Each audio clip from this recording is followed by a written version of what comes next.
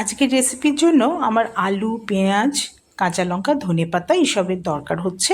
আর সেগুলো সব আমি কুচিয়ে নিয়েছি। আর আলুগুলোকে খোসা ছাড়িয়ে ধুয়ে নিয়ে ভালো করে গ্রেট করে নেব। গ্রেট করে নিয়ে আলুগুলোকে খুব ভালো করে ধুয়ে নেব যতক্ষণ না সাদা হয়ে যাচ্ছে জলটা।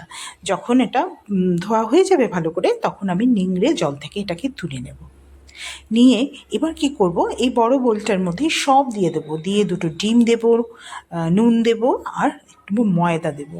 এটা ঠিক যেমনি করে আমরা গোলা রুটি করি, ঠিক তেমনি করে আমি এটা তৈরি করব। আর ময়দাটা তোমরা পরিমাণ মতো দেবে। বুঝতেই পারবে যে গোলা রুটি যেরকম আমরা করি ঠিক তেমনি করে ময়দাটা দিয়ে এটাকে ভালো করে একটা ব্যাটার তৈরি করে নেবে। আমি এটা জল দিয়েই করেছি, কেউ যদি ইচ্ছে করো দুধ দিয়েও এই ব্যাটারটা তৈরি করতে পারো। হ্যাঁ, তো এটা ভালো করে ব্যাটারটা তৈরি হয়ে যাওয়ার পরে এবার আমি ফ্রাইং প্যানে অল্প তেল দিয়ে ঠিক যেমনি করে গোলা রুটি করি তেমনি করে এটাকে আমি তৈরি করব। সুন্দর একটা পরোটার মতো তৈরি করে নেব। তবে গোলা রুটি যতটা সময় লাগে তার থেকে কিন্তু এটা একটু বেশি সময় লাগবে, কারণ এটার মধ্যে কিন্তু আলু দেওয়া আছে। লক্ষ্য রাখবে আলুটা যাতে ভালো করে সেদ্ধ হয়ে যায়।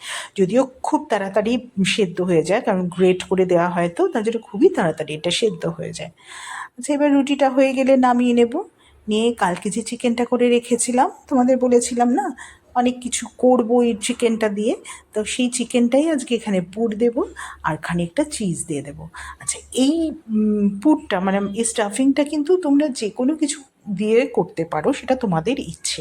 পনির দিয়ে করতে পারো, ডিম দিয়ে করতে পারো, যা খুশি দিয়ে করতে পারো। এবার আমি এটাকে ছোট ছোট করে পিস করে কেটে একটা মাইক্রোওয়েভ বাটির মধ্যে বসিয়ে দিয়ে একটু চিজ ওপরে দিয়ে দেবো।